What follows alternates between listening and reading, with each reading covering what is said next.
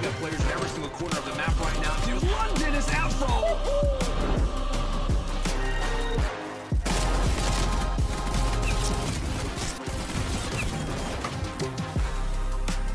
And oh my god, there are just a legion of players here.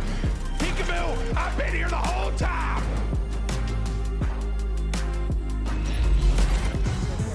Texas, make some noise!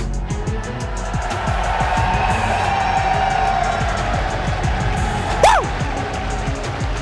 We've got to get the matches underway. We have to get everything going, but Texas, I have one favor to ask. Actually, 3 favors. Can you do that for me? I won't ask too much this weekend. First, can you give me a sheesh? That was really good. Can you give me a skirt? That was even better. Last but not least, can I get a oh yeah? Oh yeah! I think I love you, Texas. All right, let's get these matches underway. Let's get things going. First and foremost, an exciting team from way across the pond. Ladies and gentlemen, the London Royal Ravens.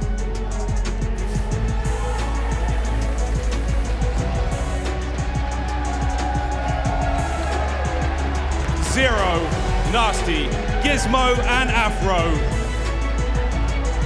Let's see what they can do today. And with the moves coming in from Afro, and like Gismo said earlier in the year, aLLeY, you can't sleep on the EU boys. Yo, that hype video was dirty, man. The Afro 3-piece onto OpTic Texas of Scump and Dashy and Formal, man. You did that in OpTic Texas. Major Afro's ready to fry, man. You're right. I'm ready to see the likes of Nastie just get disgusting on that main stage for Miles. I want to know who they're facing off against, my guy.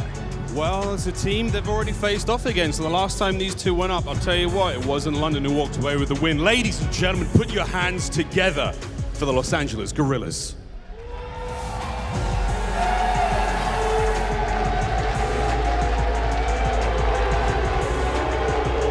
Slasher, Asim, Gunless, and Hoop.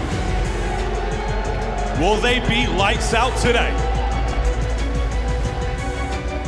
And with this team coming into the year with a facelift, they're looking for better results. And Nameless, with this roster right here, these vets, I think they could get it done. Man, they're like the bad boys of the CDL. I swear, every time Gunless or Slasher tweet, the community is on their heels. So I'm expecting them to play with that, you know, on their shoulders here, and they're going to want to go off and prove everyone wrong. With the likes of Hook on this roster, Miles, I think that this squad they just have so much potential, man. It's personified. I'm ready to get this thing going.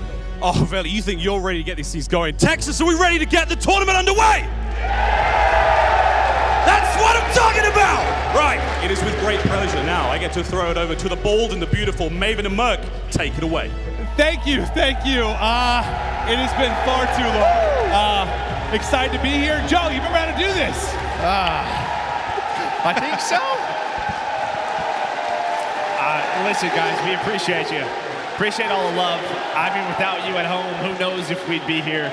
But I just think for you and I, we're ready to get into it. Let's get it, baby. We got a big one coming up, one we're very excited for with Guerrillas versus Ravens. And as we start to prepare for this, I mean, Ravens obviously have been so good all year. A little bit of a revenge match, maybe, with the loss that came in. But all I was hearing, talking to some of the coaches and players before this, is that Guerrillas, at least in scrims, have been on a bit of a tear the last, 4 days. Yeah, last 4 days. And, I mean, listen, when we looked at this roster, both of these teams are kind of coming, just trying to, I mean, rechange their culture, right? For London last year, it was really tough with all the visa problems that they had. Here's a look at the maps and modes. For Los Angeles Guerrillas, they just could not find a formula. But I think with this team, there's a talent, there's the superstars. Yeah, we know what they can do. And as Chan said, with them on land, who knows what can happen? You think it would be a team that would get a bump, right? I think Chance kind of nailed that. Now, when you looked at the maps and modes, was there a couple things that maybe stood out to you a little bit? Yeah, I mean, listen here. You have, what, 3 repeats in the middle from that rematch. 2, 3, and 4. They're Tuscan Hardpoint. Both of these teams, they don't play it often, but they're very solid Hardpoint teams. The thing is if we go the distance, that Desert Siege Search and Destroy, LA Guerrillas, they have not played it, right? They've really struggled in Search and Destroy. They had that Berlin Search, but if they get to that Game 5, the London Royal Ravens with a big advantage. Yeah, it's like they haven't played it, so maybe a little advantage in the sense no one's seen them on it, but they haven't been a good search team. Yeah, I mean, that's really what been the key for them. I mean, their search and control has not been good. And in that first matchup between these two teams, they won both the hard points. They were able to win that game number 2 on Berlin. And as we get into it, you look at that rotation win percentage. That's been one of the talking points for Ravens all year. They've been breaking. They haven't been holding. But here we go, map number 1 underway. Ravens, Guerrillas, as we get into it. Gismo, what a beast he has been into his POV to start things off with an nades hitting into you. Hey, I mean, when you talk about rotation percentage, one of the big things is, well, you're great at breaking. What's different, right? You don't have those trophies that really help you set up. The nades have been on point. Nastie's gonna find 3 in the feed. And right now, London Royal Ravens, they're gonna take control, but they're gonna make sure that they have that rotation over that second hill. We'll line it up with the auto. We'll see if he can keep it ripping and rolling. Now as the push is going to come in, that's too easy for him. Is Nastie getting nasty in the first hard point. Another one lining up. That'll be 5 in a row and a 5-1 start here for Nastie. Not Afro's POV. As we take a look, as she's just finessing around you, getting towards the point and trying to soak up the time. But yeah, so far so good for Ravens. Yeah, you can see number 1 and number 2, that's Zero and Nastie. They're gonna rotate on over. The first man up is going to be Hoop, but how are LA Guerrillas gonna try to break this hill number 2? You have Gismo locking down the church side, but up towards that top field. Here comes Slasher and Gunless. This is a bit of a pinch right now. And who gonna see him up front? They have to wait for the push in the back. So they're gonna start to creep their way on up, but they have to wait for their teammates to start that fight. aBeZy is going to get picked. Afro's doing a great job in the back, and this first push shut down by London Royal Ravens. Yeah, that was beautiful. They made that look easy. You set up the pinch well, but don't find any success if you're Guerrillas. 2-6 start for aBeZy, and we'll see if he can get going, because he was one of the heroes of the hard points against them to get that victory just a couple weeks ago. Yeah, I think he is just a huge X factor, right? He was last year on NYSL. We know this SMG duo has the star power, but on the other side, it's Afro shutting things down. A nice lead here, but it's all about this rotation now with 15 seconds. And you can see Nastie trying to sneak on through. This is huge right now, right? A gap was left open. How are the communication right now for Guerrillas? You can see 5 and 6 trying to track on back. They do not know where Nastie is. They're trying to find this player Slasher, trying to hunt him down, but he's not going to check that back room. And now this is on Nastie to make the play. What is he going to do? London has to wait for him. This is very, very slow. There's the opening pick. Now a push down low towards that roof side, but aBeZy shuts it down. Do they get a spawn, though? That's going to be the question. They do not. So Nastie's by himself, but, I mean, well, Guerrillas, they are getting time. Yeah, they got to get back into the hard point, but Nastie just doing his best to be a thorn in the side, play this deep, try to win another one. Can Gunless finally pick it up? Not going to happen. Afro wins one up top, but it's aBeZy and Hoop. They keep finding the kills to keep them in this position, but Nastie's been here. I mean, we're 35 seconds into this hard point, and this is those plays where you kind of, when we first started prepping, like compared to like a blitz, like somebody sneaks through, somebody takes a cheat route and don't find the gap, and it can be, well, you see how much it can disrupt. Yeah, I mean, they're just lucky that he doesn't find 2 and get the quad spawn in the back, right? The rest of the scrap time getting the other way of London Royal Ravens, so they're still going to keep that, what, 50, 60-point lead. And again, another player trying to sneak on through. It's Zero this time, all the way through the back of church.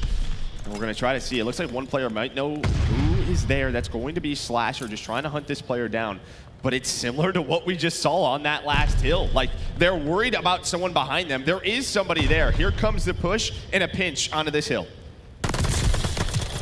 Let's see what they can do. You go 2 for 1 if you're Guerrillas. Still trying to hold strong as Zero, finding the peek in for a second. Now the next big gunfight, it's aBeZy that's able to take it. That'll be a lovely double for him onto Zero and Afro, and they retain control for now. So this time, maybe the sneak through not going to be as disruptive, at least not yet. Yeah, much better out of LA Guerrillas. You can obviously tell they knew that was coming, but here comes the next push from London Royal Ravens. They find a couple of kills field side outside of church. They're able to break on through, and well, that's just what they do. They find those breaks, but Guerrillas, they're going to stabilize for now. You see in the top right, it is that submachine gun duo and aBeZy and Hook who are really stepping on up into those double digits. It's how they won both of those hard points in their last matchup.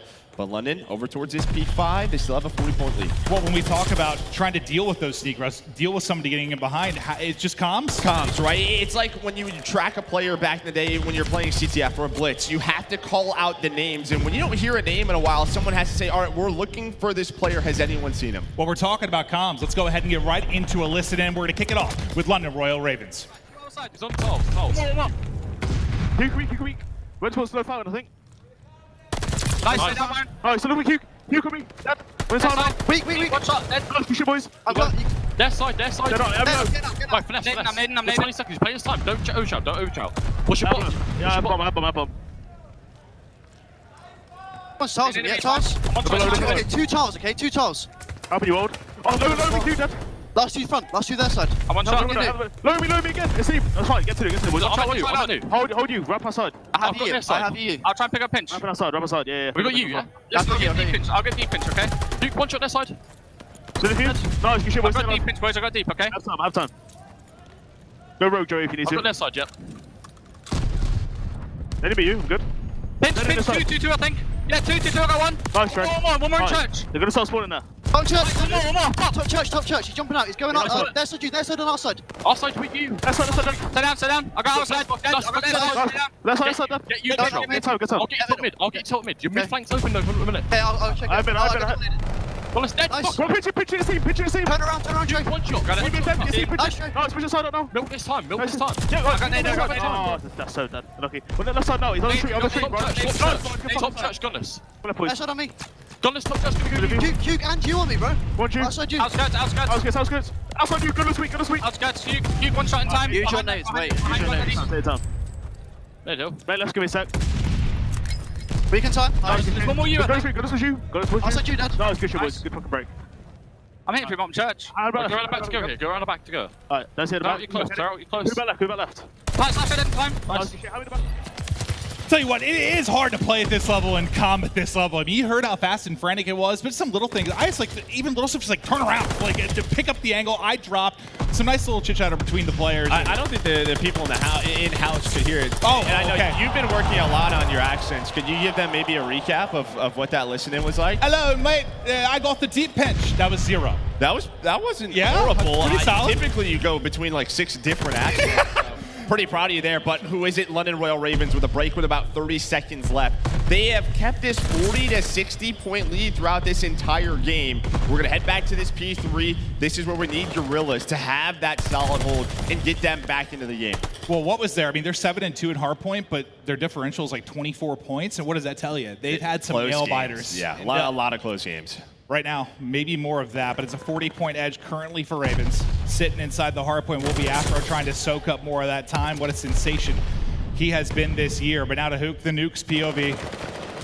As he is waiting on the push, trying to work with Slasher, and they get it done. That's going to be all 4 down. It's all Guerrillas in the kill feed. They're now soaking up time. And how much easier does this look when Nastie doesn't get to a sneak position? Well, there's another layer on that, too. When you are this far pushed out, guess what they cannot do? They cannot find the nades onto the hill, right? Because when the nades start to hit the hill, that's when you have to rotate players in. That's when things get messy. Lanes get opened up. A great push out from them. And now you can see the scoreboard only down 10 points. They needed a hill like this. You have players in great positions. Who is it once again? Asim, 26 and 15, gets another multi-kill, a lead change about to come in, and then look at that flip over to Church with 10 seconds left. It doesn't get any better. Now the big rotation fights as we get set up for Church. As Asim tries to keep it locked and loaded. What a map he is having, and they need every ounce of this. Not quite able to win the gunfight. The headshots do come through for Afro. Now, where are the next big engagements going to be? This kind of church alley where the push is starting to come from, and Afro is heating up. That'll be 2 in a row as he looks to burst on through. Can he find another? He sure as hell can. 3 streak now for Afro as the contest is still on point. You still have somebody here from either side just fighting tooth and nail, all tied up. Yeah, this is where Vanguard gets a little mixy, right? Yeah, I mean, just these spawns just right out front, right towards the back. Players just trading back and forth, but it's the #1 break team in the game who does it again. They're going to retain that lead. They're going to get some of this scrap time. They're winning gunfights. It's Nastie on 4 in a row. On one side, it's Asim. It's Nastie. I mean, typically we talk about Gismo, Afro when it comes to London Royal Ravens, but this man on your screen right now really starting to step up. The pressure's got to be mounting for Guerrillas. If you know how their search and control has been, this map 1 is huge for them. Yeah, I mean, just look at the way that they beat them, a couple of weeks ago, on right? Both hard points. Both hard points, so this is huge, and we're going to head down towards that P5. You have Guerrillas set up, but, I mean, they rely on breaks, and it's just what London does. Well, Zero already getting the kill topside. We'll see if that's going to spread them a little bit thin, but Hook and Gunless able to combo, defend the ranks. That's a big burst of kills, but look at the close spawn coming in. As they now try to continue to pick it up. It is just all Guerrillas, these crucial kills to try and bring it back. Now just down 5. Who can be the hero for Ravens to try and burst on through? They can't find anybody right now. It's a double from Gunless. as they keep on holding lead back to Guerrillas. What an F1 we've got. Man, when you can get pushed out, you catch those players with nades in hand. Yeah, But here we go, P5, boom, boom, boom. It's blowing up everywhere right now. It's our teammates, just throw everything. It doesn't even matter. It's all just blowing up Joe. That's basically what's happened. 10 seconds left, and now we have a big rotation battle. Hook on the top side of your screen going up against Afro. The SMGs, it's going to be a 2-on-2. The scrap time is going to go the way of London Royal. Raven Slasher is there on one side, but it's Afro with 2 who's going to secure that rotation on through. Can that be the play that might seal the game? You've got a chance here if you're Guerrillas, but it's Afro going massive right now for Royal Ravens. They've got to find an opening. They got to find it soon. Just 10 points now needed for Ravens. They line up mid. It's Nastie and Gismo. They're able to get it done. They're looking to lock down the map 1, but it's one more close spawn, one more burst for Guerrillas. Now, can they get in? Oh, they're able to do it! Just able to do it with 1 second left needed for Ravens. Now, a heroic chance for Guerrillas to bring this back and seal the deal. All right, you can see London trying to slow it down. This is where you had to combo the nades. There it is. Zero able to open one up. The #1 break team in the game does it again. They find the final second to secure map #1. Woo! All right. You're like riding a bike, right? Yeah, fun. How's that one to get it going? We've done this before. A couple of times, I think. But what a blast it was. And yeah, of course, it comes down, as you said, the #1 break team needing a massive break. You thought a shot for Guerrillas there. We're naked in with 2:49 on the scoreboard for Ravens, but we're going to take a look, I think, at the final moments one more time, as that was a doozy to kick us off here. Day 1, major 1. Yeah, I mean, right before this, you have Afro who really opens things up. I love this play on Nastie. He backs up because he has a teammate in the middle watching over him. That's Gismo. They use that teamwork. But then, of course, some nades are going to hit sooner or later. And then what? You have Gunless who's able to pop 2. I think he's a 3rd with a pistol as well. He sure does. And then I like this out of London. You know, we talk about them having a lot of rookies, but you can see the teamwork here. Sometimes teams get a little too aggressive, right? They get staggered, but everybody stops. The nades, they line them up. They're able to find that pick. And as soon as that first domino falls, boom, able to get on in. Are there any moments, you know, maybe for Guerrillas that you just love to have back? Maybe I think there's the first time through when Nastie gets in. I mean, that's one that kind of stands out. I think that's the biggest one. I mean, when they were able to get set up, we saw it at the second P3. We saw it even at P5. The difference was staggering. I mean, it was like getting 15 points versus like practically 50 plus. Yeah, I mean, yeah, that's it. I mean, very close game, but I think Nastie for London Royal Ravens really stands out. Afro towards the end of the game. You got what you wanted. We saw a seam and a hoop. That's how they won that first series. But, I mean, it's London, able to clutch up. No, this has been cool. I mean, just for Ravens, like, you know, it reminds you of Seattle or maybe some of Clay's teams where you get surrounded with the young bucks. You got Zero the vet, and you have these young players with Nastie, Gismo, Afro, just lighting it up. I know we saw a bit of Afro last year, and I mean, we loved what we saw, but you got to think, is there a little more maybe pressure on Trey to kind of be a leader type role? Yeah, I would think has so. been? Right, I mean, he's won international championships before, right? I mean, you could argue he's the greatest international player of all time. Right, and I think what's really important was with last year, you know how bad he wanted to be a part of the team, right? Like, he wasn't able to get that visa. He wasn't able to be there as long as he wanted to. They had so many teammates in and out. They just couldn't get that established for, it's a different start here. Well, and I really felt for him because, you know, I think he was in a very small conversation of players that maybe were the greatest. We talk about outside the stateside players. And last year, it must have been painful, not only just because visa issues, but then you watch what Ultra are doing, right? Yeah. And it's just like, his buddy Bance is up there right in the finals, and he's like, I want a part of that. And, well, they have the team, and I think a chance to do it here. Okay, well, they get the map 1-1, and why that's so massive, if you haven't been following as much as just Guerrillas, I mean, for them, it's been around the hard point. That has been their specialty. But, you know, on land here, maybe search and destroy and control will be a little bit different. We heard how well Scrim's been going the last couple of days, and that was a 9-point hard point, but that goes back to sort of what I said, the differential in their games, 24 points. Like, they've had a lot of nail biters. They've been going the distance. Well, and I mean, they're a 7-2, well, now 7-3 hard point team, but the vetoes come in, and what is it? You see Gavutu right away for London. That's what they played in that first series. Tuscan, they were like 1-0 on, so it's not that sort of slower AR map where you can really have Gunless and Slasher take over. It was a map that had to switch up the vetoes. Tuscan, I mean, it was still close, but I mean, that's what we talk about with map pace, how important that is. So when we were watching the last series, what's the same? Just the map 3 and 4, correct? 2, 3, 4. 2, 3, 4. Yeah, that's right. And the 2, the S&D went all the way to round 11, correct? Mm-hmm. Okay, round 11. They had some crazy maps, but Nastie, what a map 1 it was. He puts up 30, some damage to go with it, and they take the map 1 behind a break. And you know, you were talking about the nades. You know, there was they maybe didn't see a ton of it from our spectator POV early, but once they started to rain in, man, it's just no trophies. Just they didn't exist. Well, right. I mean, all it is one to connect to weaken someone up. You have Gunless or Slasher come on in, or someone like Zero. It's one auto bullet, right? That first kill gives you that man advantage. It's difficult to hold this year. It's just a fact. That's what makes control so difficult, right? Obviously, you know, you have the tick difference in the kills, but I mean, those far points, you're just getting bombarded. Yeah, no, 100%. Well, now as we get ready to head to Search and Destroy on Berlin, I mean, I know Search and Destroy, it changes quite a bit over the course of the year, typically. Before we get into some of your thoughts, though, we'll take a look at some of the stats. Anything that stands out to you early? No, I mean, this went to around 11, and you can obviously see here, the big difference for the LA Guerrillas is the fact that they are, what, 10th on defense? And you saw first for London Royal Ravens, and you know, we saw the stats coming into this. When they have that first blood, it is almost an automatic round win. But when we saw this match online, it was very slow. Guerrillas slowed it down on offense, but they really went hard towards this B site. And Asim already over here. Well, he's got onto aBeZy. Kind of the lone man here for now, but look at pushing through the flank. That's going to be Nasty, trying to find an opening, and he might have a freebie unless that was Gunless. It was able to hear him. Not going to happen. There's the opening.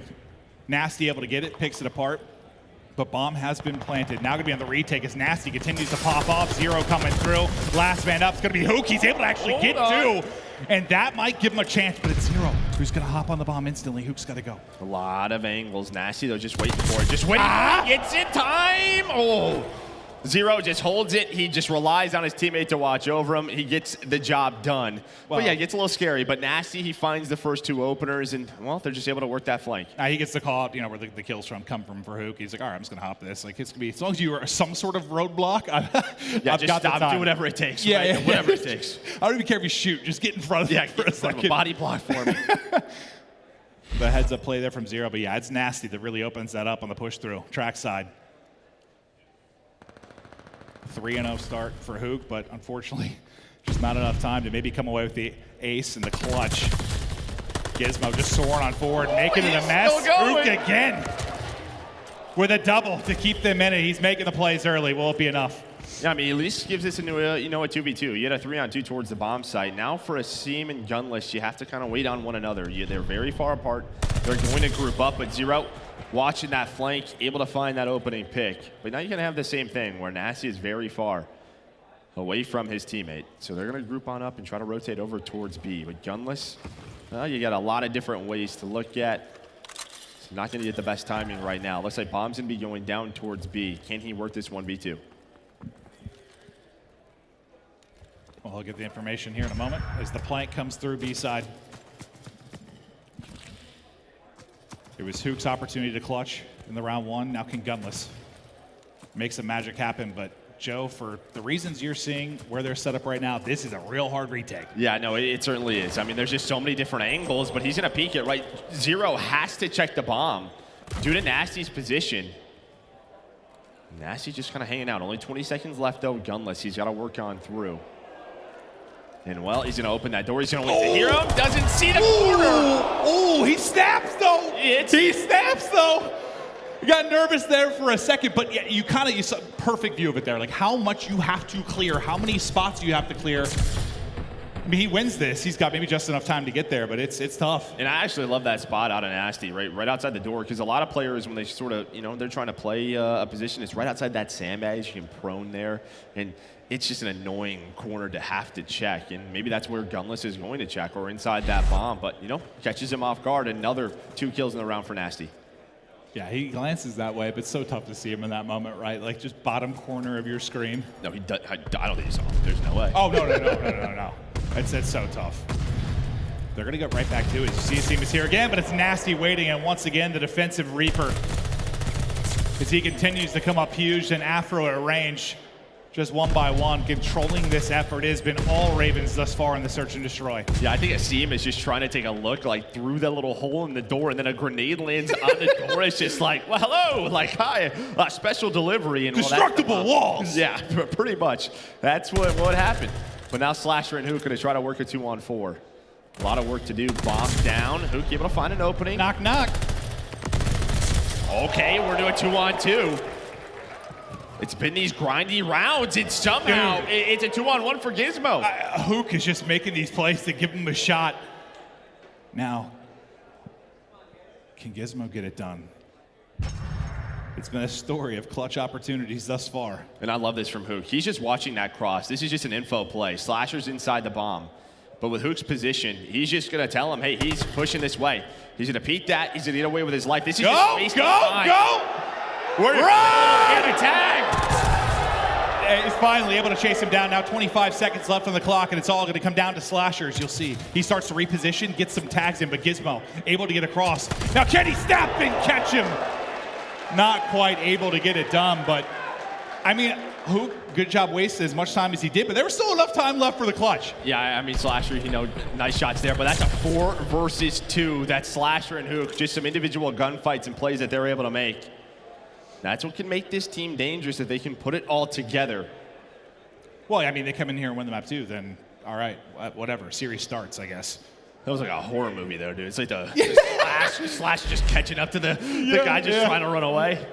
Hooks, he was fast, just not fast enough. Not fast enough. Can't outrun bullets.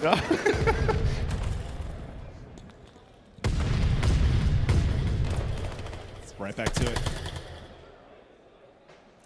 It's going to be another Nasty in a seam fight. He goes for the peek. He's able to catch him on the plan. That'll be no bomb down. At the same time, though, Gismo able to get the kill onto Hook. So to a 3v3 scenario we go with bomb down towards the B site. So a big play there from a seam. And again, Gunless is just watching his cross right now. Really what they have to worry about is the middle of the map. Kind of what we saw Hook do in the previous round. If an offensive player is going to work through under him. But there's the info. Now Asim has another one-on-one.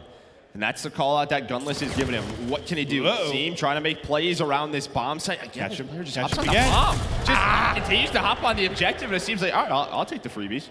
You don't have your gun out? That seems easier to than when you do.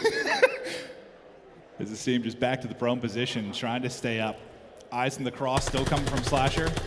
Little info game there from Asim as That's who tagged him up for a moment. Gismo goes to fly forward. Now Asim working on the ace. He'll have three. Can he get the final one? Or is that the ace there? I heard that scream from here. My man is I mean, he just dominated. I mean, he's getting comps for his teammates, but just making plays left and right, and that's all four, right, for Asim. What a round it was, and a much-needed one there to keep them rolling and search and destroy. What a monster he has been. I love the guy, I'm be honest with you. And that's just not an easy position to play, right? You saw all the different angles that London were trying to get him, right? He overpeaks a little bit too long, and nade hits him. He's in a tough spot, but for London, I mean, they kept going for the bomb plants, and Asim's going to take those kills. Well, so far what? It's a multi-kills from Hook, an ace from Asim, and it's 2-2. This time, Gismo, a bit of revenge as they line up. He hits the shots. Goes for the third. He's feeling himself. A bit of a heat check. I like that ego chow. That's me all day. I mean, unless they throw another 4v2 away, then I'd be pretty mad. But, you know, I like it. Yeah, that's a heat check and a half. But Gunless shuts him down, but the damage already done by Gismo. And now snipe out for Trey. And they've got to work towards this bomb site. As you can see, it's playing together Ravens for now. And I like this, because how did they lose the 4v2 in the previous round? It was an opening through a flame through fire. Hola. I don't know how he saw him, but, you know, he saw him. Now they're going to work this plant. So 3v2 retake situation here for London Royal Ravens. And this is almost like a breaking hard point, right? That's exactly what they're going for, trying to use that team. We're trying to isolate these players with their numbers. And, well, Slasher, that's a great nade. Yeah, you saw all the utility going in towards Slasher. I was worried he was going to get caught, but he puts in one hell of a nade, but then going to get caught. Another 1v2 for Gunless, make it a one-on-one.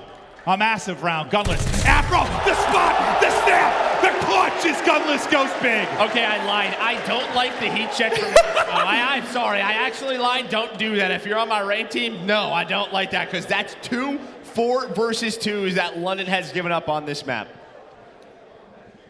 I mean, I'm definitely... Well, and it gets real painful because the guy the heat check was against was Gunless. And yeah. Gunless ends up getting the final one there. He gets 3. What, the only other kill was Slasher with the nade, but that was a huge one, as that's when the pressure was coming in, but what a lovely bit of gunplay it was there from Gunless. Into round 6 we go. Ooh. Just misses. That's what, 3 in a row for Guerrillas. Yeah, but that's the info. That's 2 players towards the cross. So you have that 3 versus 2. Hoop goes right back to that corner, and they trade effectively, does Guerrillas, but Nastie's inside, so you have this 2v2 retake situation. Now, Zero, he's in a pretty good spot. Maybe just trying to find a gun, but Gunless says hello to Nastie's face. All right. Okay. Gets in, picks it up, drops a shot, hits it. Now another 1 versus 1. His Gunless will drop. It's a seam. Versus Zero. In a seam again. They're able to win it clutch after clutch. He gets the ace. He gets the 1v1. And these big time moments. And maybe that's, you know, when Chance was talking about, you know, maybe this is a little bit better on land. Like these types of moments, right? The high pressure situations, we'll start to feel it. Yeah, and on the other side, right, you lose a couple of 4 versus 2s. Frustration, right? I mean, this is a different environment for these rookies. This is a long tournament. It can be. It can be brutal. A lot of ups and downs. And you're going through a bit of an emotional roller coaster here. So, yeah, I want these guys to step on up. Just try to regain now if you're Ravens. You've given up 4 in a row, and they've been some brutal rounds. You just need to get around. You need something to feel good about. They're going to send 2 towards B, but the entire onslaught of Guerrillas is here. Now the nades coming in, everything, but they're lining up, and it's Nastie with another opening kill. He's had so many in the early going. They're going to rely on him to make some plays. As they hold here, it looks like Bomb is wrapping out right now for Guerrillas. I mean, so much B play between these 2 teams, and you know, you've seen some looks defensively a little bit different, right? On one side, it's maybe just 1's playing inside of B, 1 watching the cross, or 3 hitting towards that A flank. This time, they double it up. Nastie able to find that first blood. What can Gismo find? He's kind of on an island. You at least want him to find 1, and he does just that. You don't want to give them a 3 versus 3. Zero, the rotation hits the snipe to put this all on Gunless. And this is one you just have to close this out. Don't allow any miracle play here from Gunless. Not a ton of time on the clock. Bomb opposite side of the map, 1v3. Surely, you close this one out. As Nastie has puts in some frightening shots. Maybe scares him a little bit. I don't think anything connects. Is he thinking about going for a swim? Maybe. Thinking about it. He's a strong swimmer. Is he? I could see that, yeah. Yeah. He's built like young Michael Phelps. And he will drop. Ravens get the round win, and that is a big one. You know, you stop the bleeding a little bit. You know, you had to be getting frustrated a little bit in the comms, I would imagine, just with how some of those losses went. Yeah, 100%. But I think, you know, you get the 1 kill from Gismo, keeps that man advantage in the way of London. Then, you know, Zero able to hit that snipe. So now it's back to offense for London. And really the key here has been a seam over towards that site, right? Towards that lower dock site. Nastie, like one of them kind of right, making the play. So maybe you get a bit of switch up here for London, maybe towards that A site, and I think that's going to be the play call. Makes sense considering how things have been going. Now, how do you read this though? If you're Guerrillas, is Hook just slamming through doors. Gismo so weak, the snap back, the nice read, but it's Afro, it's able to take him out. You put some damage into 2 players, but you don't get the kill. Got to be a frustrating situation for Hook, but at least you get the information. Got it down. Everybody here as the plank gets away, as Slasher's shooting angles. It's a seam now that needs to start taking faces, just hammering through every door, wall, in existence. Slasher nearly able to line up the second, but it's Gunless through on the flank that now puts them into a 2 versus 1. Again, another man advantage round that potentially slipping here, but Gismo able to find the first slide. Oh, no! Doesn't happen. Gismo with the slide, the MP40, the advantage, and well, he's able to win that round. Yeah, it's like he almost gets there faster than Slasher thinks he's going to. Like he comes out to chow, and Gismo just already in his face. Lovely play, and it's got to feel good to get that clutch. After so many from Guerrillas, you get a hype moment if you're Ravens. Now, work behind that. It's back-to-back rounds now for London Royal Ravens, right? Able to tie this up at 4. So adjustments on one side for London. Now what do Guerrillas want to do? They've really been focusing on B. Maybe we've seen them really slow it down, try to work towards the flank, but I mean, B's been working. They're going right back to it. Well, there's a heavy presence. Towards middle for Ravens. Oh, it's a 3 stack. Oh, God, there's 2 right. And that is just a freebie for Afro. And thank God Slasher walks away with that one. Nastie holds that for another second. He might get the trade as he looks to exit out the back door. But things slow down for a moment. The 3 versus 3 is. It was a heated map 1. It continues here in map 2 as we're all square at 4-4. Yeah, that bomb is down now, 30 seconds. They have to play this retake. They got to go pretty quick, but you can see the setup here. Seam does get taken down. Slasher, though, with a very quick trade. And here's the problem. Just so many angles to check when you have to defuse towards B. But it looks like there's a bit of a stretch here. Gunless is going to have to peek. And Gunless able to find one, and well, he's not going to worry about it. He sees it. He hits the jump up, finds the double. Yeah, the angles are ludicrous. Well, the key there, though, is the Slasher nade, right? Because Slasher is telling his teammate, all right, they're near that bomb site. So as soon as that pops, that gives Gunless sort of that advantage in that gunfight when he hops on up. Because, of course, they're pre-aiming that, but he's a little bit weak, hits the shots. They're able to bounce back. Well, yeah, I mean, as great as kills are with lethals, the information game's just as important, right? Just getting a hit marker, knowing what's up, getting some vague idea of where they're positioned. One more round needed for Guerrillas to tie this up. Can Trey hit it this time? Slasher like pauses for a second, like, all right, hold That's on. 3, though. That's 3. You see that immediately when he spots the third. It's time to go to B. It's time to go to B. Gunless, he doesn't hit the shot. Bomb's going to be planted. We're going to have a 4-on-4 retake. You would think. I lied. Gismo's going to shut that down. But it's the ever so elusive 4 versus 2 for London. They've lost, what, 2 now? This is the one they need to put it away, or they're looking to map 3. Can they push this to around 11? It's all on Gunless now, 1 versus 4. Sniper in hand, 20 seconds to go. Yeah, we're going to around 11. Yeah, we saw it in their first matchup. We're going to see it here again. Gunless going to just try to find a pick. But that just starts with that cross. I mean, Zero sees 3. And boom, you saw they went towards mail room. They hit the cross. Gunless doesn't hit that shot. Bomb planted. Yeah. And well timed, just on their side. Gismo, whether it's Auto, MP, he's ripping them apart. It's his ability to snap, take down multiple players, a thing of beauty there. And now, the huge round 11. If you're just joining us, Ravens took a narrow map once. They've got a 1-0 edge in this best of 5. Guerrillas just trying to tie it up, and Ravens trying to get closer to put them away. Here we go, round 11 time. Offense for Guerrillas. And it's going to be a fast A hit. They're going to have to deal with Gismo, who has been brilliant at times. He's sitting at 11-8 right now. Can he make it number 12? That's not an easy gunfight whatsoever. Well, it's almost like Gismo wasn't really sure where he wanted to set up. I mean, there's so many corners in this A site. That's what can be difficult about it, right? That you have to check so much. aBeZy, he just goes through the front door and is like, all right, there's that first blood. But into the retake, 3 versus 3. Nastie's able to find Gunless. You have Slasher watching the flank. aBeZy does get taken down. Man advantage now to absolutely no one because it's a 2v2. Finds Afro. Yeah, Hook gets one at the same time. Here we go, 2 versus 2. 0 to the bomb. Henny Hook with another big one. It's all on Nastie now, 1 versus 2. 15 seconds to go on the clock. He reads it, but Slasher just sits and waits. They bide their time. Guerrillas, they're able to get it done. As they clutch up in the round 11, they tie us up 1-1. So Search hasn't been good for him this year, but they get it done there. Well, it's been good against London. I guess that's true. Search is going in 2 round 11s as well.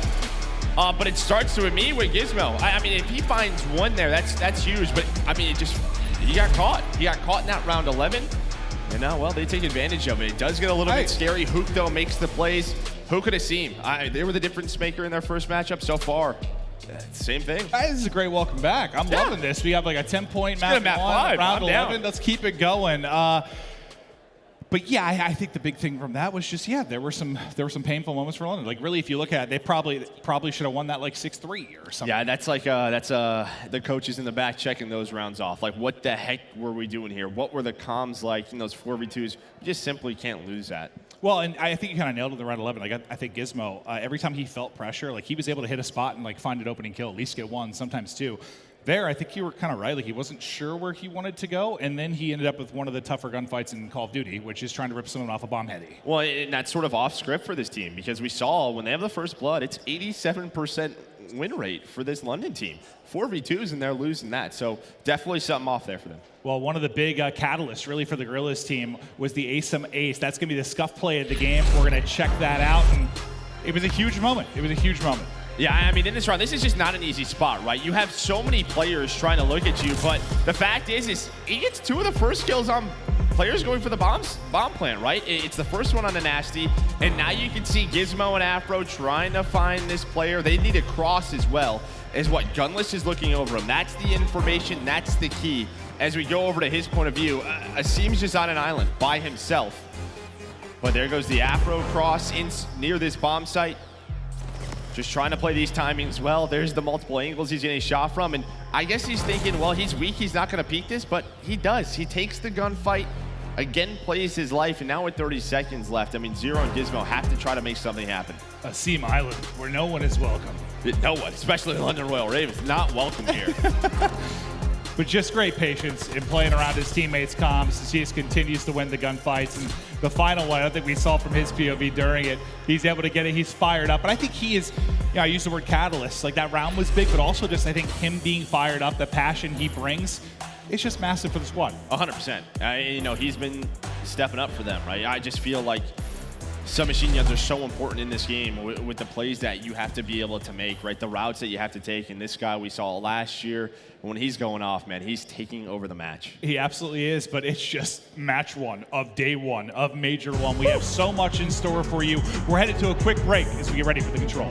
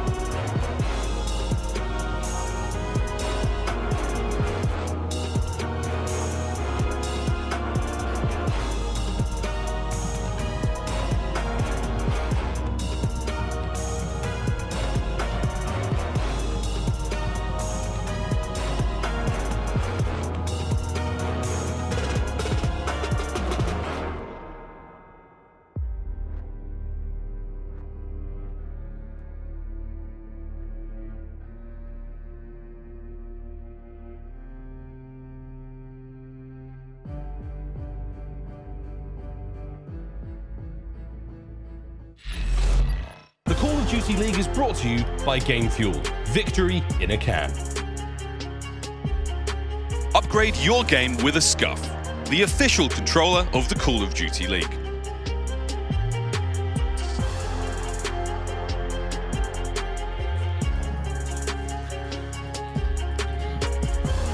All right, welcome back. The first match, it's been incredible. Nail-biter hardpoint. Around 11, search and destroy. Ravens, Guerrillas looking to fight on. And if you're Ravens, yeah, you're looking for a little revenge. You know, though you're one loss when you take a look at the qualifiers leading to this event. And if you're Guerrillas, I think you're trying to prove what you're capable of. Because when I saw it, the team, I first thought, now, take this with a grain of salt, but one of my favorite teams in like Call of Duty history was that Rise Nation team. When you had what, Looney, TJ, Slasher, and Gunless.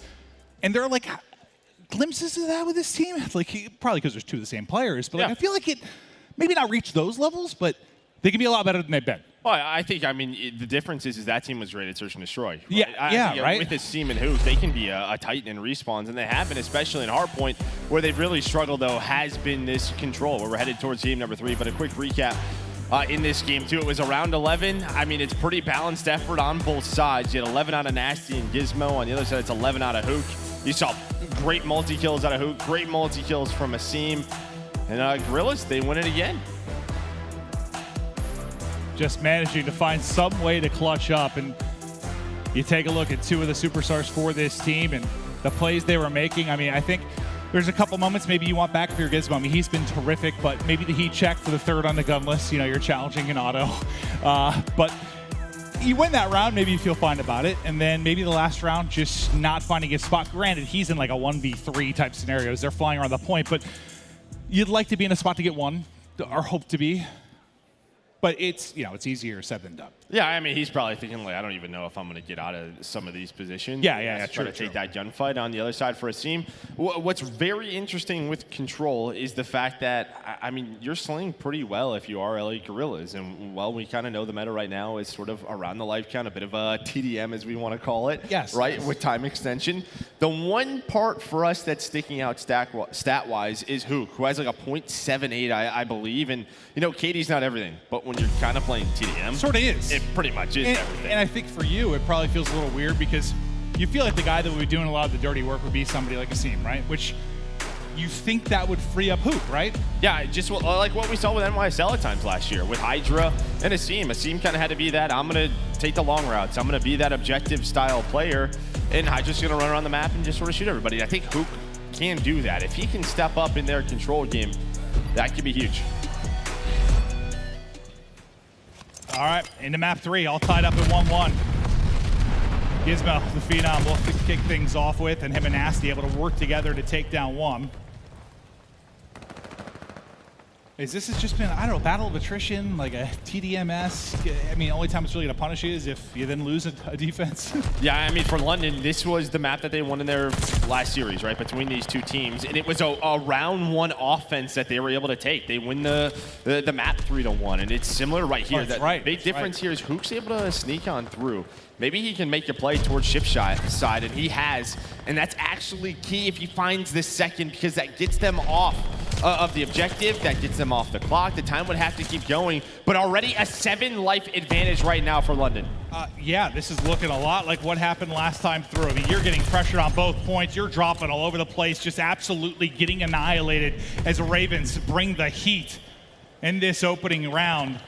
They're about to get the second bit of progression on both points. What is this?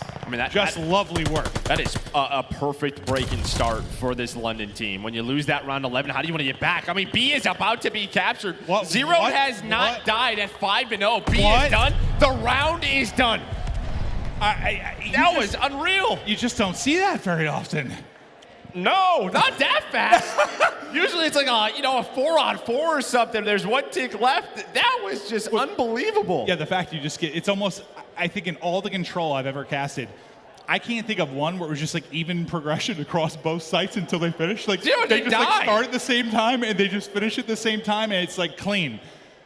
That yeah, that wasn't pretty. And maybe that goes to show some of the woes that we've seen from Guerrillas on the control side. Yeah, I don't know what exactly went wrong there. I mean, they just didn't pick one site.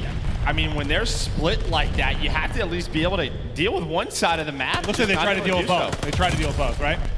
We're just not hitting nades. Like, this guy, that's not good. Well, I guess what I'm wondering after a round like that, like, are you a little bit frustrated, but a little bit flustered, maybe if you're Guerrillas? So let's go ahead and get right into a listen-in of Los Angeles Guerrillas.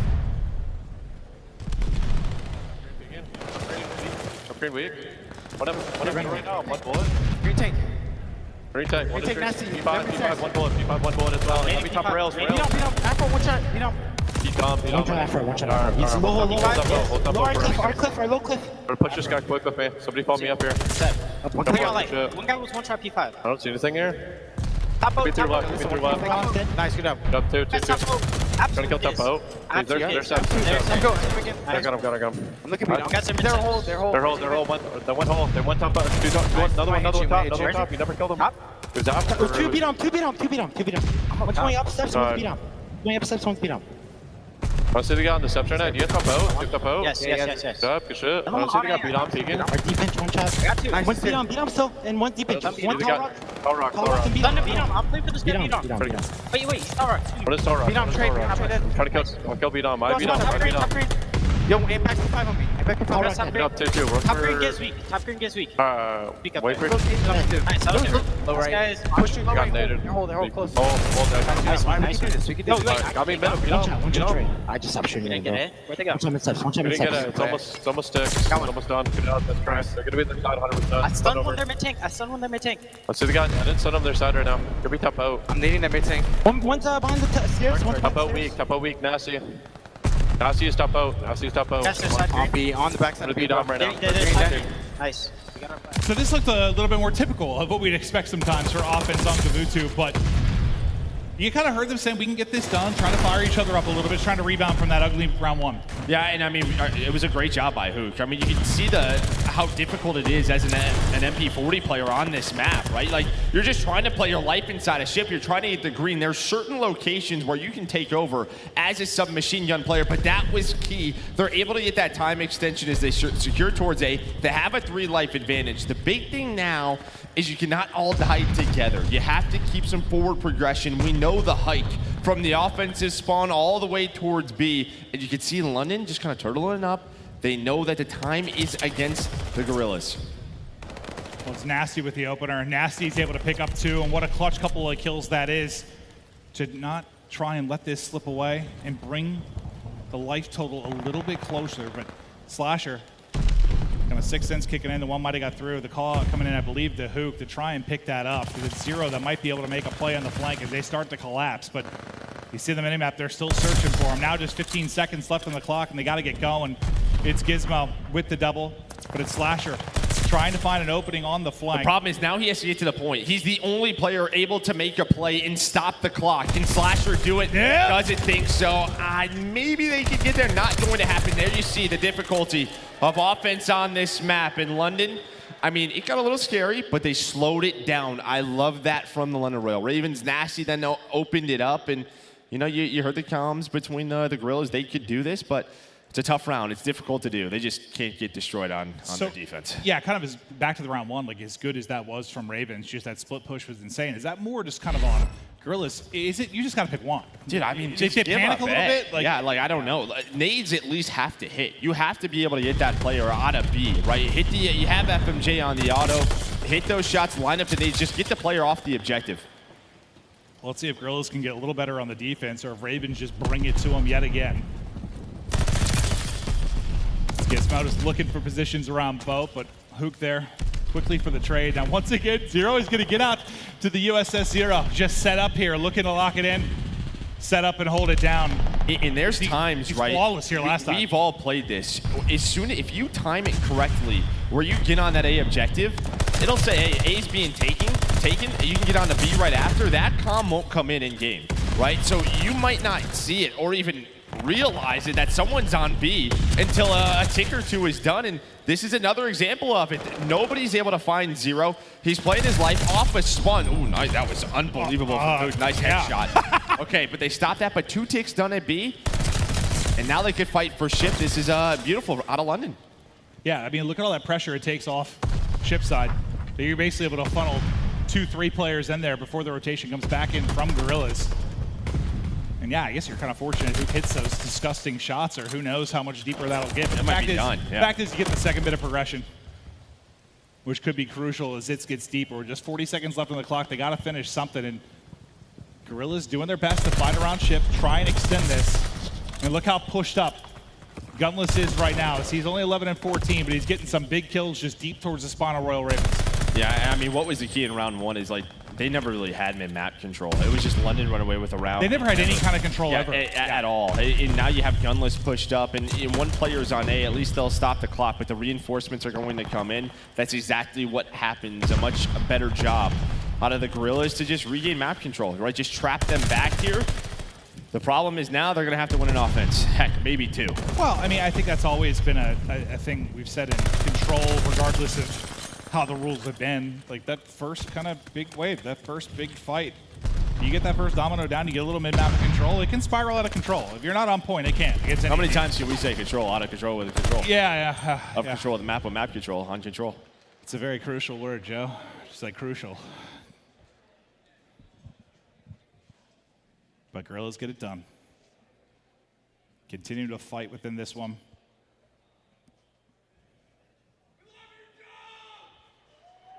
You love me? I think I was a Joe. I love you too. Aww. Love you.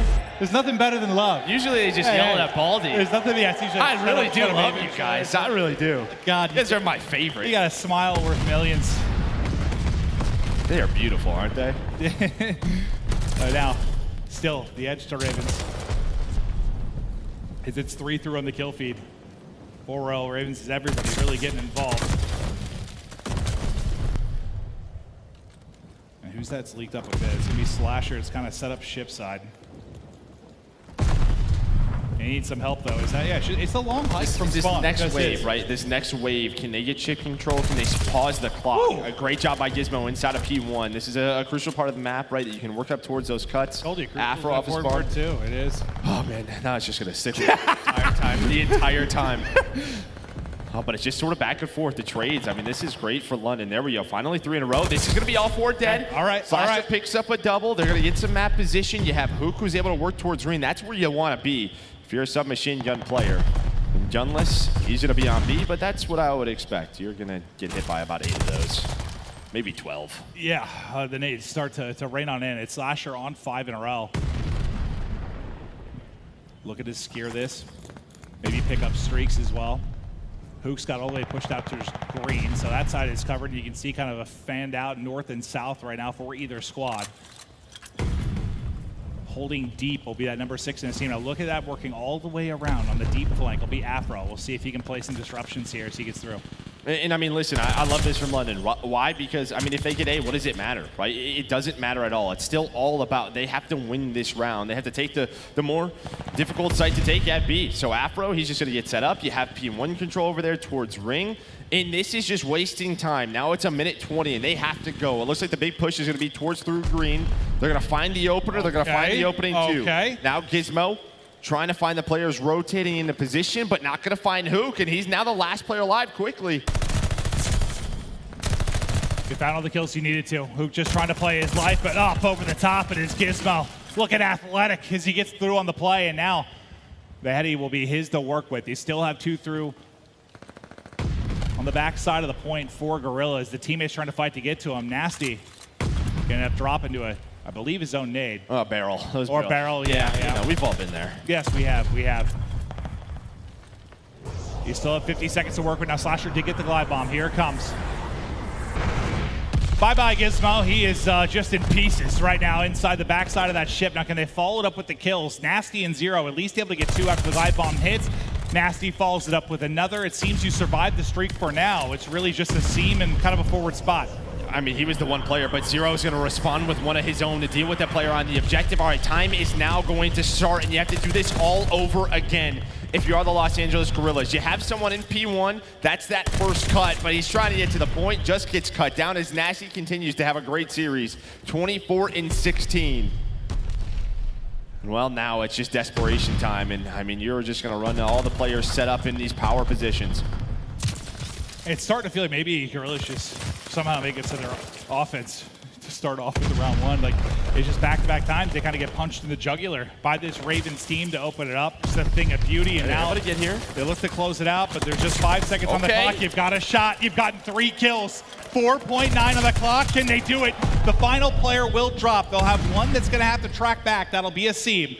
Can everybody else go clutch? So little time to work with. There's the first bit of progress, but gosh. Gismo is hit. You put more in the clip, and that might be a triple. It's Slasher, though, with the coverage. Slasher, yet again, trying to go big. They're finally able to take him out, and now it falls to who? He's got to waste time. The finesse. The finesse. Woo! He's able to win it and stay up. Only one left. Only down to Afro. Oh, you gotta be kidding me. With 4.9 on the clock, it's a clutch again for Guerrillas. You said it, hold on. There should have been like a challenge, like if you win 2 offensive control rounds, it's free beer for everyone in the venue, but if it was up to me, that would have been a rule.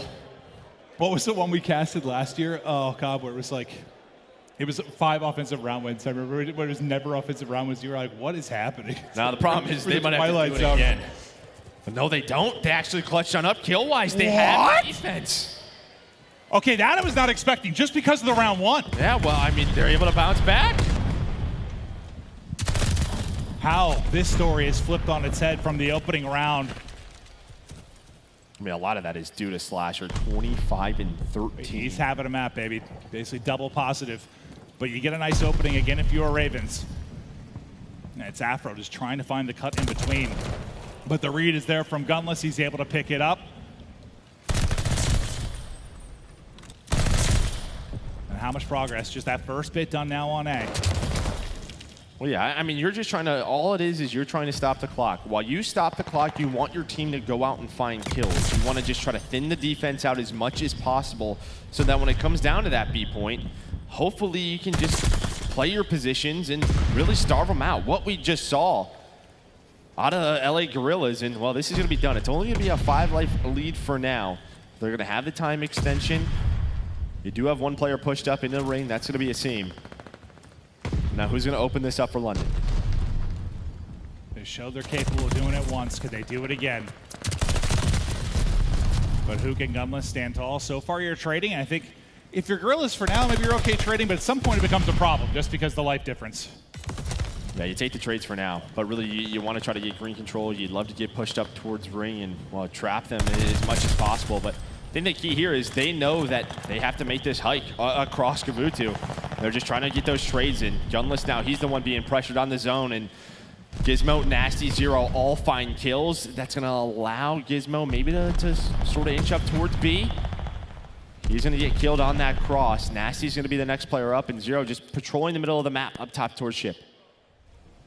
Yeah, you'd love to get pushed out of your Guerrillas. You get pushed out like ship side, you get a big wave of kills. I mean, that might milk a full minute off the clock, but haven't quite been able to do it yet. But everybody coming back off spawn as you see the minimap. The trek in for Royal Ravens, mostly working low side.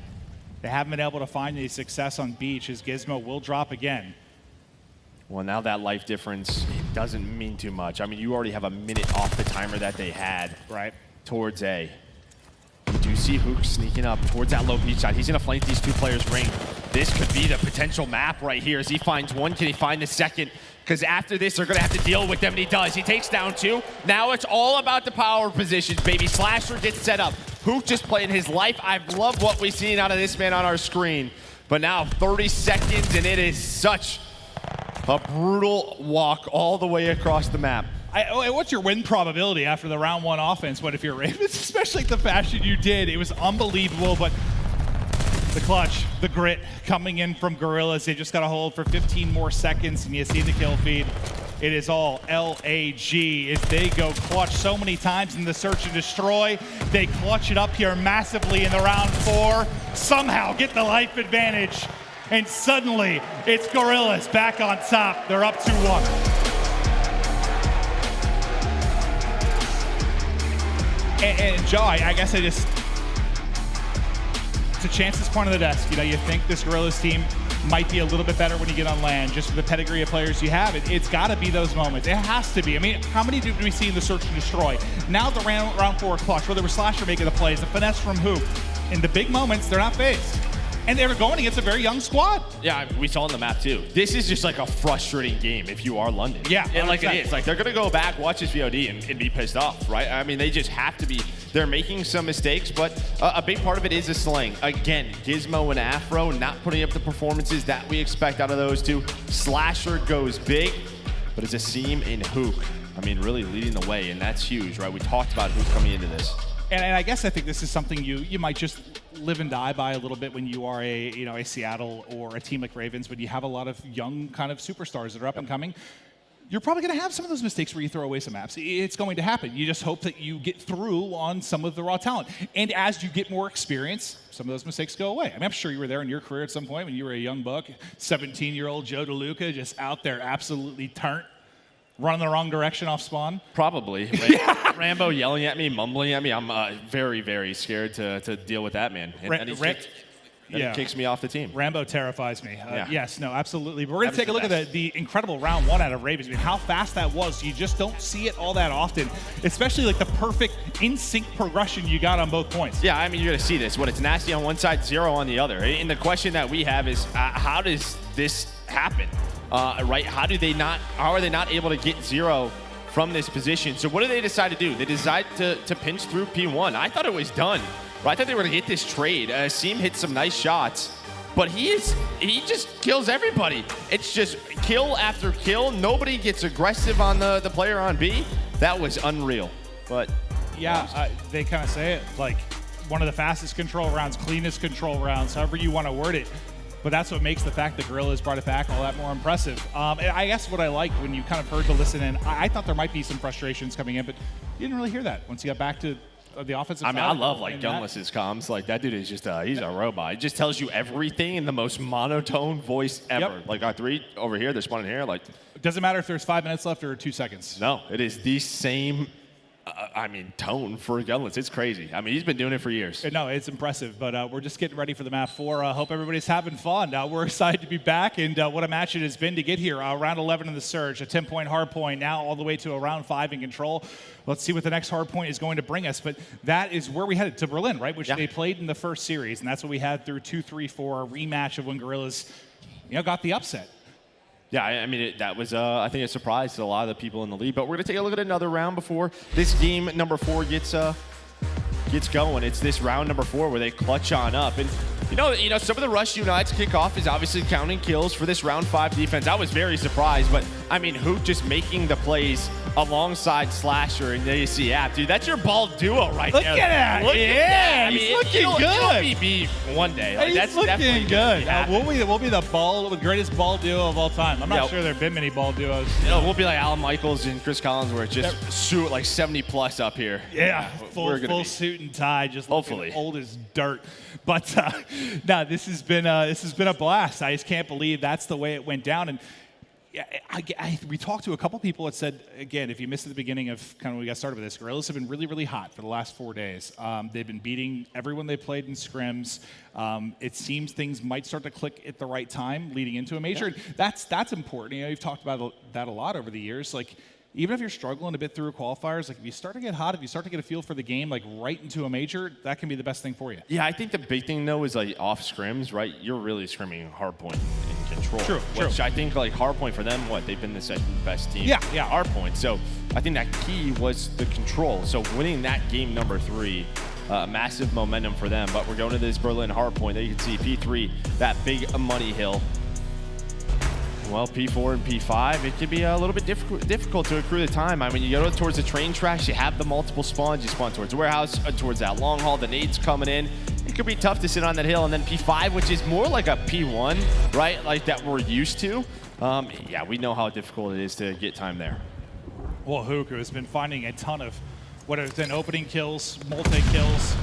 He's had some incredible spots, and he saw the bit of finesse and clutch in the last one. Let's see if he can keep the beams on point. It starts out well for him. Little nade, I think, trying to go through the window. I might have bounced right back towards his face, but it's Gismo that actually gets the kill behind the stun as he starts out 3-0. A bit of an early lead here for Ravens. Yeah, I mean, you start on the left side of the map. You're going to get into that P1 first, and it's just hopefully you don't get naded. You're going to have the power positions inside the hill. So far, so good. Now, Guerrillas trying to fight on back, because as we go towards that P2, it could just be difficult to accrue time over towards that mailroom side, right? With all the windows, all the different staircases in there, it's just difficult to stay alive. It's Gunless going to find that final, what, 10 or so seconds, or at least try to break that up. But into the next hill is Gismo. Trying to find these players, but not able to find that time. Yeah, it's just, you know, a lot of these maps, you know, they're set up in like a 3-lane nature, but due to some of the verticality of it, it's just a certain spot feels like it's 7 lanes. Oh, I cannot wait until I cast a Bokaj search and destroy. And you tell me what happened that map or that round. I asked you? Yeah, and I'm just gonna be like, yeah, that one player broke through the window, went through a door, broke through another window, broke through another door, and popped 4. Yeah, what a play. It's unbelievable. Finesse. It's a 40-point lead currently for Ravens. They're battling for every second. From the top rope is Hoop. Through a door, through a window, through another door. Finesse! It's just lining him up as a seam, able to get the kills as he's flying around the map. And they get some important time here, so you don't want to get in too big of a hole early. And now, you know, talking about that money hard point starting to come up, and on the early rotation, it'll be a seam trying to get to his spot. Well, the big thing there is that they get 4 dead, and I mean, they flip the spawns, but now London right off the spawn. They're trying to flip the map again as they set up for P3 inside of fire. You're going to have Nastie and Afro. The spawns, though, locked down for Guerrillas 4 now. You see where Gunless is looking, and a lot of times you have to shut down the street. And they're just going to flood on through. They're going to find the kills. You see the close spawn still in for Guerrillas. They're going to have the reinforcements. So you're just trying to play a deep pocket, but Afro says, do not knock on my window. I'm taking you down. Yeah. But here comes the close spawns in for Guerrillas. For a second, I was like, it's looking less like favorable spawn, than more like a spawn trap there for a moment. Oh, it can be. Yeah, absolutely. But they're able to get out of it. But you know, you've got about half the time gone, and I think you'll take the disruption you've already got if you're Ravens. Well, now Gismo is making a play where he blocks the spawn, somehow gets 2, and they're still getting the time. This is what they were able to do on Tuscan, make these sort of situations so messy, and they do it again. Make it scrappy, make it messy. Part of the reasons one of the best break teams in the game is we focused on the other side rotation of the deep warehouse side of the map for a moment. On the long route, it is Hoop going all the way around. But you see the spawns coming in, set up for next there. At tracks, you've already got 3 players locked and loaded. And they're just wondering, where's the hit gonna come from? But second by second, does this lead just start to get too big? And that's a huge opener for Nastie, because now what he can do is kind of work towards P5, backtrack if he has to get these angles on the player spawning warehouse side. It's exactly what's going to happen. He's gonna track on back, try to help his teammates, but Gunless with a multi-kill, Gismo just trying to play his life. And this is where it can be tough. I mean, when you have these sort of lower track spawns with the warehouse spawns up top, it's all about the cutoffs, and Zero able to do it. Now you can finally accrue some of those seconds. Yeah, some quality beams there from Zero. Sitting at 7 and 8, but as you said, a big moment to pick some time. We're getting close to a 100-point advantage before we get set up for the 5th hard point. And yeah, you get in, but it's like too little too late several times for Guerrillas now. Like you get in for the final, I don't know, 10, 20 seconds. Part of the reason you've only put up 40 or so on the board. And now they have a chance here, though, if you are Guerrillas, to sort of chain this P5 in first hill together, because you can trap this London team on the right side of the map if you find those kills towards the back warehouse. So what is London going to do? They're going to try to spread out, take some long routes, maybe try to flip towards fire. They want to flip these spawns. And, well, as they find these opening kills, you can see what Gismo's doing, what Afro's doing, taking those routes to try to get that flip in. Watch number 3 in Gismo. He's doing it again. Just trying to get behind enemy lines. Not able to flip the spawns quite yet, but, I mean, they're keeping them off the hill. They're getting the positions that they want. And they deal with Gismo, or what he deal with them. Lining up a couple more melees nearly there for Zero, but not quite enough. Now they're still trying to hunt down Gismo, and he still had the finesse game on. Finally, they are able to drop him. But you just had so little time if you're Guerrillas, and yeah, is this route going to be huge? You got a little whirlwind there for a moment, but was able to take down 1. You've still got that left side spawn right now if you're Guerrillas, but you need to get like a 50-second hold. So you got to get some time here at some point. Yeah, this is where it has to bounce back, I think, for them. A big opportunity. They're able to win the rotation, but here immediately off a spawn comes the #1 break team. I know we've been saying it so much, but they continue to do it. And Gismo and Nastie, they're going to get in, and this is looking like a blowout here in map 4. It sure is. just break after break. And when they've rotated early, they've been able to hold with the polish as well. Everybody just dropping. His Guerrillas getting beaten, battered. This is the Royal Ravens you expected to see. Now up 120 points, looking to push this to a map 5 and just brush off all the frustrations they've had over the course of this series. The boys are putting in work. And I mean, it's just this map control. I mean, right, you know where they're spawning. As long as you don't take down all 4, they're going to spawn in that same position. As long as all 4 don't go down at the same time, you should be good to go. Finally, they find some kills. They're going to find a couple of seconds on this P1. Zero with some beautiful shots out of these open stairs. Afro under him. Well, again, the rotation goes away London. Is there anything Guerrillas could do differently here with the setups, or it's just the break game too strong for Ravens? That's it. I mean, obviously you're outslaying them pretty tough if you are London, but it's nothing like crazy. I mean, that wild. Yeah. Everyone's negative, but it's when these kills are coming in. It's just making the life of LA very difficult.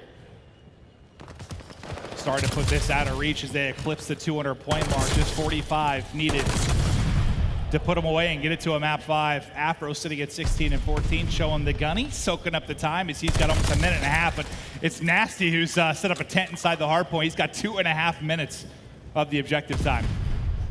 They're just kind of hanging out. Everybody loves being that person. Yeah, you guys are frying. Cool. I'm gonna soak up the time. And now it's Afro who's able to find another multi-kill. I mean, over towards P3. You have the position. We talked about this last time through.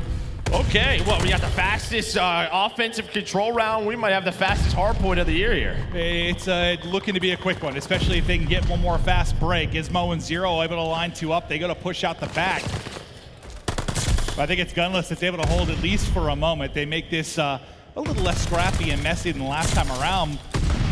You pick up the kills this time if you're Guerrillas, but I guess is it too little too late? You only 11 points if you're Ravens. Yeah, they're finally able to get the position that they want, spawning London where you want to put them over towards this P1 side. London trying to get in through fire. Nastie able to find one towards the front of the hill. Like, as good as this is right now, they're going to have to do this a whole lot more, and it's just not going to happen. Yeah, you needed that several times throughout the course of the early game. You just didn't find it. And they've got a chance to shut it down here. You've got to break if you're Guerrillas. Second by second, it ticks away for Ravens to get the W. It's looking like I thought we might see another hardpoint. We will off the tail end of that contest. And you've got Guerrillas set up it next. You don't want to call it. You never know what's going to happen. You saw the miracle in some of the search and destroy rounds in the control, but this would take absolute perfection out of Guerrillas. That's okay if you don't want to call it. I'll call it. That's fine. Okay. All right. I will. I think, yeah. I mean, there we go. They're able to get into the hill, and well, we got a game 5. We wanted one. We got one. It is an absolute thrashing there from the London Royal Ravens. They take it to Guerrillas, and I mean, the Guerrillas' recipe to get the victory the first time through, it was through 2 hardpoint wins. That's been their only success. Now they're going to have to do it through 2, 3, 5. Okay. Sure, change the narrative up. Just throw us off for a loop. Yeah, Guerrillas, they are known for their search and their control. Yeah, all year long. Yes. But here's a look at the stats. I mean, to be pretty one-sided, but you get to step up, I think, from Gismo and Afro, what you were looking for from that game number 3. 0 with 3,000 damage. But Guerrillas, I mean, they get it to the game 5. The problem is, it's a game 5 that they have not played a match, right? Where we talked about that Desert Sea. Well, let's chat about that a little bit. You know, you think there's kind of advantages on both sides in the sense of you haven't seen Guerrillas play it, so maybe they can throw some stuff at you, but you would always take the get some reps, right? Yeah, unless, I mean, they could have prepped for this, right? I mean, they've known the bracket. You talk about the veto process before this with your coaches. What is it more than likely? They could probably guess it most of the time unless there's a curveball in there. I mean, we don't have a ton of maps, so it's a little bit easier this year to guess that map set. So I think it's one of those things where they could have prepped for it all week long. Speaking of curveballs so far, this match 1, at least going with how the maps and modes have been won. I'm okay with I'm with it, baby. It's good to be back. Dusting off the rust as we get rolling in this one. Match 1, day 1. It's Major 1. We're having a hell of a lot of fun, and we continue on with the map 5 after this quick break. I smell popcorn. Yeah, so do I. I want popcorn now.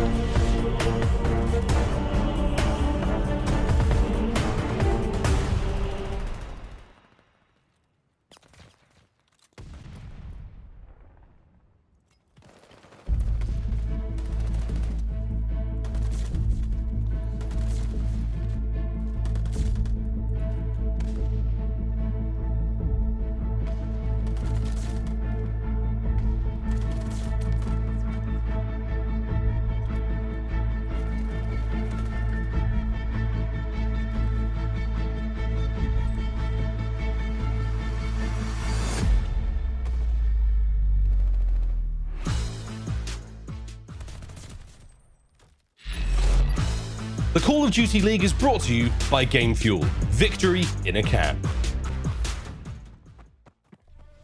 Now we're going into a round 11. Down 4-2, now at round 11.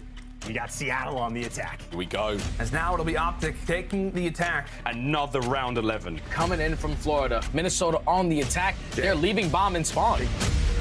Dance making a play. He gets the first blood. Standy has got a fist prepared for him. Howdy doody. Attach goes down. That's huge for the Mutineers. Scump is able to catch him out. It does not get more intense than this, for God's sake. Did Priestahh see him? He's gonna white peek it. He slides through. Priestahh, it's a 1v1. 1v1. It's Clay versus Pred. It's Nemesis! Oh, he gets it again! Oh my God! He's not, is he gonna check it? Here comes Kleenex! Will he get it? The Iceman! The Ravens will make the reverse sweep. It's all on to Scump. A huge 1v3, but Røkkr will take it in the end. Run, for God's sake. You can win the round, but John will secure it. Paris, the OT victory. LAG are able to clutch up. MajorManiak versus the Iceman. He's checked it. Accuracy can play with his food now. He gotta go. He's gotta fly. Accuracy stays alive. There's no way. Ice in the veins indeed. Nobody does it better than accuracy. That is a long hug. Here we go, crowd. It's time for map 5. And well, you saw we had some hype moments leading into that. Give me something special here. Give me something crazy. Round 11, 1 versus 1. I don't care who it is. Games 1 through 3 were great. We saw that. Absolutely. Game 4 was not great. I mean, it was the second 100-point club that we've had this entire year. Wild. That's wild. I mean, so it's just been so back and forth. That's how dominant London was on that Berlin hardpoint. But we're going to a Desert Siege for Game 5. As I said, Guerrillas haven't played it yet in a match. I got some tweets about my shirt. What do you think? I think I look sexy. It's hot in here. That could be the reason why. Yeah, no, I have had sweat dripping down my head, but I think that's partially because I'm close to you, giving off some heat. Yeah, Plus, I'm just having fun. This, I'll be honest, today was the first time I've been like nervous to cast in probably 7 years. Like a good nervous. Like it's been a while, anxious. you know, coming back. Hopefully we knew what we were talking about. So far, I rarely do, but I'm trying my best. Wait, we saw in the studio or in here, like you were a color commentator on that game. I had hair. Yeah, it was horrible. It was like was horrible. Crushed up ramen noodles and dumped them all over my skull. You've probably done that before. Yeah, no, probably have. Yeah, probably a good point. But it's map 5 time. It's time to get it rocking. Guerrillas, Ravens. It all decided for this map who's going to move on to the winners, who's going to drop down to losers, who it's going to be the clutch god within this map 5. This progression starts to work towards A. Out on the peak in a tough gunfight. aBeZy able to take it. Well, it looked real easy, then it looked real hard. Yeah, Afro hits that slide cancel behind the barrels. I mean, you saw what he was trying to do, but I think he had some help, hit a couple of headshots, and able to find that first blood. Well, this is a map you see some snipers. The first duel, oh, both just missed by an inch. Yeah, they're both missing some hair now. Just whizzing over the top. Free haircuts getting given out on Desert Siege. Oh my gosh. I mean, Zero, I mean, he just gets bombarded. I think 3 nades landed right by him. Yeah, I don't know where his legs are, but they might be on a different map. Well, with that first blood, now it's all down to Gismo in a 1v4 and just some beautiful shots out of Hook right through the crack. Phrasing. Crack of the window. Yes. Not his crack. Yeah. You got it? No, I appreciate you clearing that for me and for the broadcast. Thank you. No problem. That's what I'm here for. They get the 1-0 edge. Yeah, poor Zero. You know, he had a chance on the snipe, then just blown to bits as the nade spot and that toss from the team on point. So 1-0 Guerrillas and everybody involved. You love to see that early. Everybody gets a kill. But Zero through for Ravens. Now can they answer the call? Is Gunless still looking to pick wigs? Take heads. The bomb starts to get planted here. Well, you can see Nastie can see the cross. His position right now, Nastie sees that position. He's 1 bullet, Afro able to find that. So that is just a 2-man game out of Nastie and Afro. I mean, I don't know the position that Nastie's in, but he sees that, gives the call. Hook's able to bring that into a 3 versus 3. But they know bomb is down. And look, Gunless is just looking at this. He knows. And well, he's going to peek it into a 2-on-2. Hola, me llamo Gunless. Meet my sniper rifle. As he's able to hit now to Slasher in a 1v2, and it was the 2v4s and the 1v2s that plagued them a bit. A nice nade on point, though. His Slasher gets tagged. He's hit down to 54 HP, but he's able to get out, and now the Swarmer's going to come. They're hitting towards the left. Tries to track back, but behind the nade, the aggression comes through. They seek the kill, and they're able to find it. Yeah, it's just a two-man game to open that up, right? The bomb's trying to get planted. It's trying to be a quick plant towards B, but Nastie and Afro, they were ready for it. Nastie gives the info, he gives the call. And the good thing about Afro is, you know, some players in that position might get picked, but he hits the nade. That gives him the advantage in the fight, finds the kill, immediately backs away. The numbers go the way of London. Yeah, apologize to Rambo Ray later, by the way. You know, you were talking about his comms scaring you. It's his birthday, dude. That's fine. I'd still tell him that. But happy birthday, Ray. I do love you. Happy birthday, Ray. Now, to 1-1. See if they can find more success here on the offensive end of it, but locked in and dialed in. The snipers on either side of it. Zero just trying to find the angle.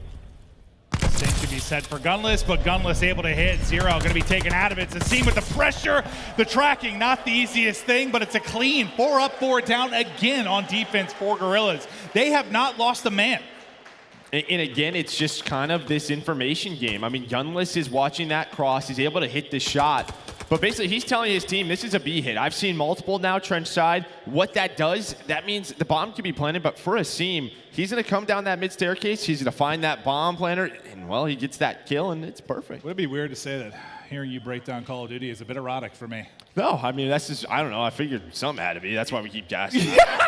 Yeah, that is the truth. But they get it done, chatting through stuff with the squad. And now you're just thinking, like, can we just get a kill in one of these offensive rounds? Like, you get the bomb plan, maybe a little bit more success than you saw the first time through, but not around 4.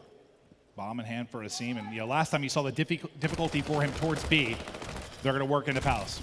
I figured with kind of the angles that these teams were taking, we're going to start taking some chances on offense. Well, it's a chance on offense, a chance on D. I mean, this is just a fast flank out of Gismo and Afro. What a call it is. Can they find these players? They sure can. Gismo with 1-0 does get naded. But Gunless, they don't know his spot. They don't know his position, and he's going to turn this into a 2-on-2. Yeah, I mean, it's this huge. They both don't drop. The fact he's top train might save him as he continues to track back. Asim still bomb in hand. 45 seconds to go, and Gunless is going to get caught. The read on the cross is on point from Nastie. Asim, the hero of map 2 with the ace that really sent them forward as he got another one in the bag. 3-1, bomb planted. Asim trying to be the hero. You know, this is one of those, plays I was kind of talking about. What kind of timings can Asim get? They're on it. Going to pop that dead silence. Going to try to make the play now.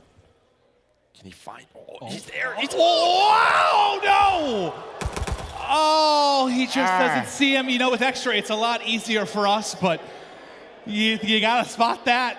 You gotta. Like, it's where it's planted, right? It's on the back right side of that bomb. If it's back left, that's a freebie, but, well. Oh, that's tough.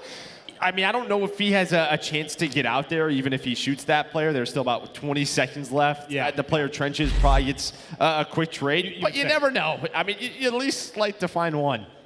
If you're the bomb guy, you see him there, you're just like, maybe a little nervous, but they stick it. They close it out. To 2-2 we go.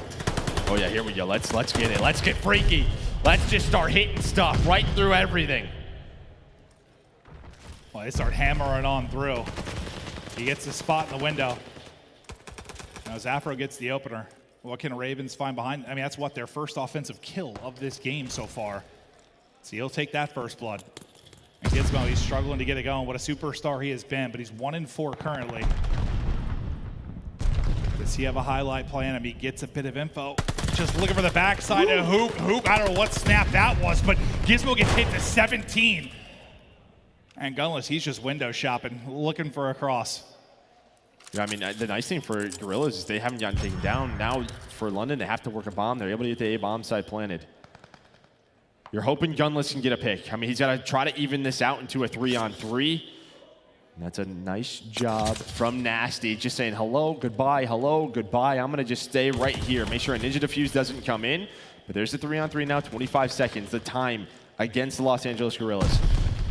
Each team able to win one on the opposite side of the map. Now to Slasher's POV we go. He was able to pick off a mean heady to get this rolling. Hook able to connect. Now all down to 0. 12 seconds on the clock. They got to get the kill. They need to get the defuse. It's Slasher looking for it. 0 wins a huge one. Not enough time.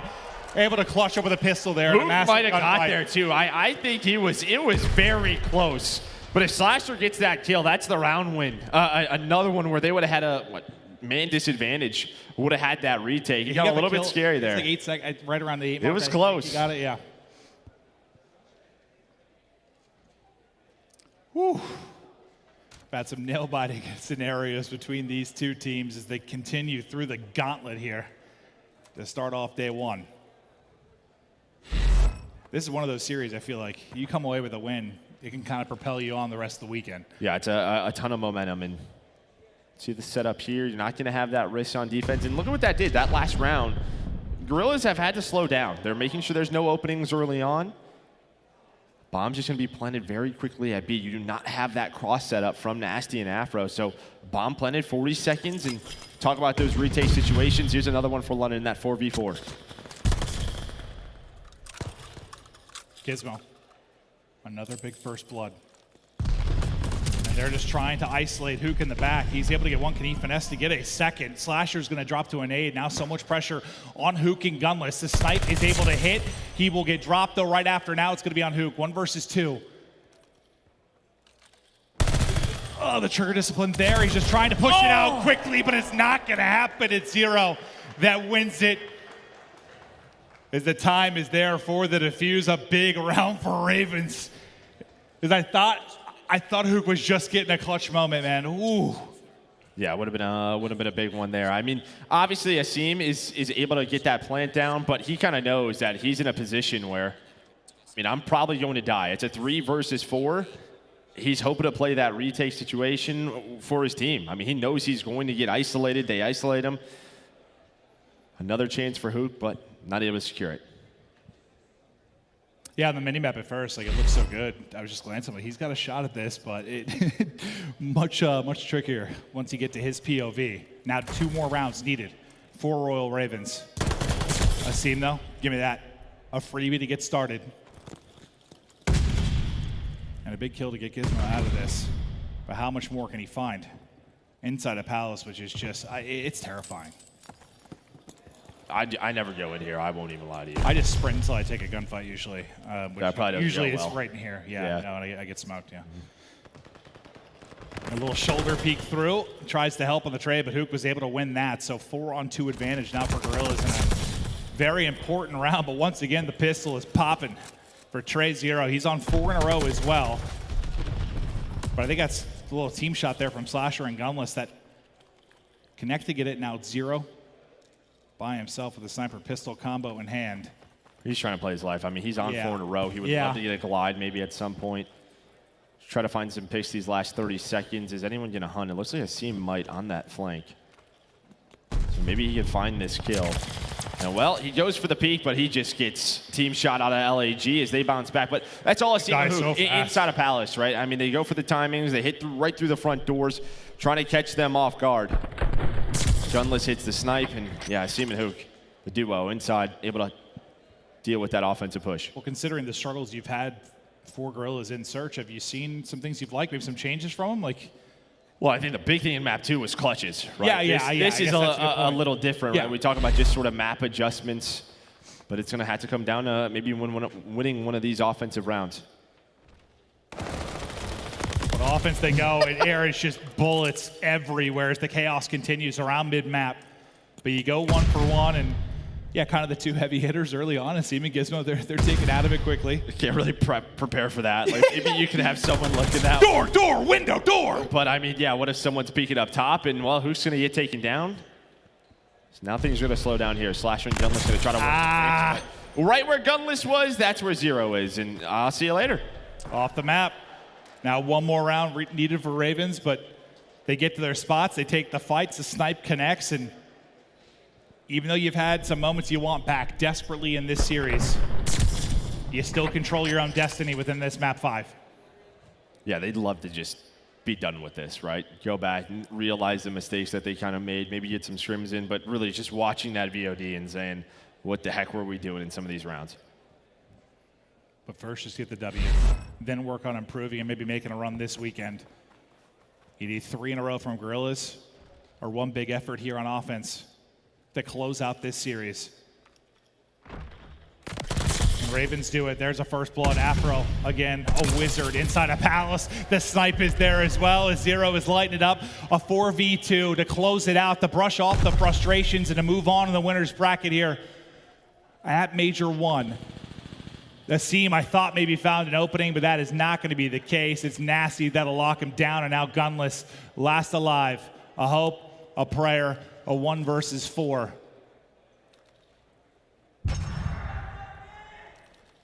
They've had so many clutches, but surely this is too much to ask of. He will drop, and Ravens will get it done. They'll move on in the winner's bracket. And one of the best stories so far this year with the young squad coming together for Royal Ravens. They get the dub, and maybe there were some high-pressure moments. They didn't stand up, they didn't make the plays, but in the map 5, the one that matters, they did. Yeah, I mean, I just think you saw sort of the chemistry, especially in mid-palace, on offense between Afro and Gismo. They were able to open rounds up. They gave them those man advantages. On the other side for Guerrillas, they were trying to maybe play a little bit slower, go for those sneak plans towards B, but London just didn't allow it to happen.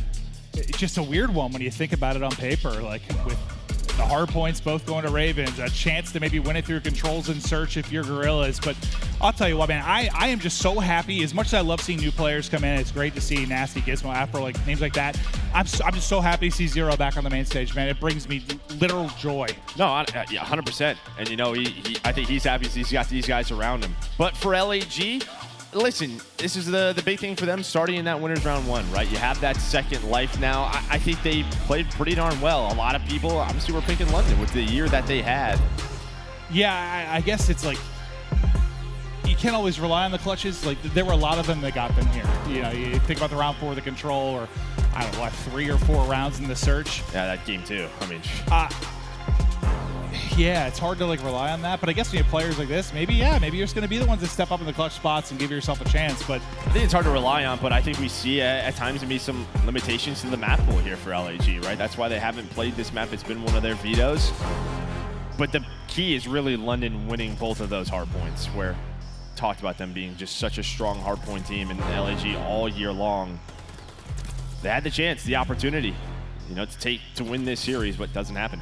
The Royal Ravens will continue on, and you know, Joe, you probably have them somewhere spotted like the top 4, a team that certainly could make a run, maybe potentially win a tournament. Maybe not your favorite overall, but does anything change really from this series? No, I don't think so. I mean, if anything, there were just a lot of mistakes, and I think they should be happy that they survived this winner's round 1. Again, they're going to be learning a lot from it and trying to make those adjustments. I think, you know, Nastie had a great series, which is a good look for them. I think maybe you want to see a little bit more Afro, especially in some of those respawns, but they survived. No, I love it. I just think when you're a young team, losing is learning sometimes. And, you know, you have these situations which, you know, maybe you don't see necessarily in online scrims that you need. Online LAN is a different, or online versus LAN is just a different beast. Like having them here at a major. Now, how do you learn from them, and how far can this team go? Because they're a fun squad to watch. I mean, I love this Ravens team, and I'm curious to see how far they can go. Yeah, and you can just see sort of the trust in one another, the communication. When they have to slow down, they do. Who's taking those routes? But if you're just joining us, here's a recap. Both hard points go the way of London. Game 5 goes the way of London. They're going to advance. For LAG, if they could, you know, fix up, maybe get back to that hard point. It's tough because when you're such a one-dimensional team, in a lot of the prep, you're focusing on control and S&D. Then maybe some mistakes pop up in hardpoint, right? You gotta go back and fix that. It's just like putting Band-Aids everywhere. Yeah, sometimes it's like work. weird. It's like, do you view it as a positive that they came in and won the search and control, or is it like, oh, are they putting work into that? Now the hardpoint's struggling. Yeah, that's always, I've had that before. You got to see more. It's such a pain to deal with. Yeah, no, it really is. I'm sure you've experienced it all. But for Joe and I, it was fun to be back. We're going to see you more throughout the course of the weekend. The fans have been brilliant. The arena has been amazing. But we'll get it back over to the desk, Belly, and the squad. Let's break it down. Wait, by the way, can we get a round of applause for Merc and Maven actually being back? Fantastic commentary. But the London Royal Ravens coming out big, capturing that big W. Chance, quick thoughts, man. That Tuscan hardpoint was really close. It could have gone either way. I think it really set the tone for a great series. I mean, so it obviously was a battle for a bit, but I think over the course of stage 1, we saw that Ravens have those flashes of dominance. So you squeak out the close wins, and then you go into Berlin and you blow a team out and get that confidence for the map 5. I mean, I think we said it going in. It might be close. LAG might have beat them before, but Ravens have just straight up looked like the better team. Yeah, that second hardpoint was the most dominant thing that I've seen this year. It was Nasty. And speaking of Nasty, aLLeY, that guy popped off. I said he was, what, potential personified. You know what, Nasty was disgusting last year in Challengers, and I feel like we were all just waiting for him to hit form, right? I feel like he hit form in this series, as well as Zero. Those two, this was a lights-out series for them. Nasty staying alive, P3, Church, for no reason. Excuse me, not Church, back of Money Hill. And just keeping LAG off the point, that was game deciding. And Zero, the B cap, can we talk about that? Yes. By himself on Beyond Gavutu, that is something we have yet to see. He caps that at the same time as A. That might be the fastest round of control we've ever seen. You're right. And Nameless, any final thoughts about this match? And man, that was a banger. Yeah, I mean, that was an amazing series. And for what it's worth, I felt like both teams improved upon some of the things that were looking bad during stage 1 regular play. I mean, you look at LAG, they were 1-4 control, 2-5 in search and destroy. In that series, they look better in all those game modes, right? Like even that last search, which went the way of the London Royal Ravens, there were some good moments for LAG. But yeah, the rotations for the London Royal Ravens, immaculate when it came to Berlin. So that's something that they got just way better at. So, you know, the ceiling on this team is really high. I'm excited to see how they progress through this tournament. London just runs in the hills and just kills everybody. But speaking of which, we actually have a Game Fuel post-victory spotlight interview with the one and only Nasty. Miles, take it away. Thank you very much, Vili. I'm, of course, joined by the one and only Nasty, mate. Firstly, congratulations on what was a hard-fought win. That was a tight series. It was too hard fought, honestly. We should have won 3-0, 5-0. It was a sweat one, for sure. I mean, obviously, the first map was crazy. You made a massive play, aLLeY, talking about it on the desk there. What was going through your head towards the end there? Because obviously, it was very tight. You could still go either way when it comes to P1. What was that? I mean, was it ice in the veins? Was it game fuel? What was it? Rotate, because we don't rotate. So it's about time we rotated and held that P1 down. It was way too close. We have small mistakes still costing us and making the maps too close. I mean, speaking of close, of course, map 2 and 3 were unbelievable. You did pull out something wild on the Gavutu control, one of the fastest rounds of control I think we've ever seen in Vanguard, especially. Can you walk us through what happened that? So Trey made an unreal play and went to B early when we hit an A. And honestly, we surprised ourselves with that because that was the cleanest we've ever played it. So it's good.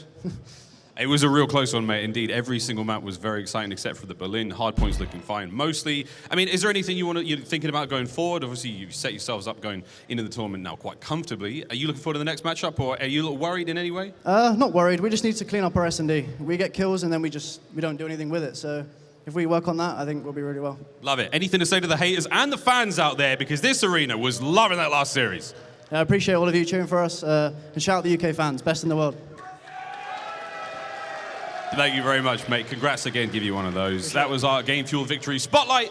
Desk, take it away. Yo, shout out to Europe for just one moment. But to put a bow on top of all of this, Nameless, LAG, they copped the first L this event so far. Moving into the loser side of the bracket. But we got to admit, man, there were great things that we saw. Hoop, for example, that guy was insane. I mean, that's huge, right? He's the guy that needs to be the consistent superstar on the team. We haven't seen it yet, but in that series, there were some of the best moments that Hook has had all season long. So if he can continue that level of play and they can get back to the hard point that we saw throughout regular season, that is a team that is extremely dangerous. I mean, they had the second best hard point record coming into the major. We just did not see it there. So just go back, watch the film, and come back strong. I just want to see Gunless snipe once more. But Chance, it was fun having you as a guest analyst here so far. And coming up next, we have Atlanta FaZe going against Boston Breach.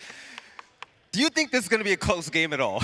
No, not really. There's potential for the S&D maybe to go to a Game 5, or a Game 5, round 11, sorry. But no, I would say 3-0, watching Atlanta FaZe, even in scrims, utterly dominant. We haven't seen like Simp and aBeZy quite be the nightmares that they can, and they're still going undefeated in the stages, and I think we've seen the improvements from the team. I'll also say, ranked plays just come out. For anybody that's like trying to learn how to play, especially main ARs, watch Arcitys on the minimap nonstop. Pay attention to the early rotations. He will be teaching consistently, but no, I'm going FaZe 3-0 for sure. 3-0 coming from Chance. All right, we're going to get the predictions for the rest of the town later on. But ladies and gentlemen, coming up next, Boston Breach versus Atlanta FaZe. Hopefully that series delivered just like what we just saw now. By the way, London Royal Ravens with a big win. Congrats to them. We'll see you all in a second.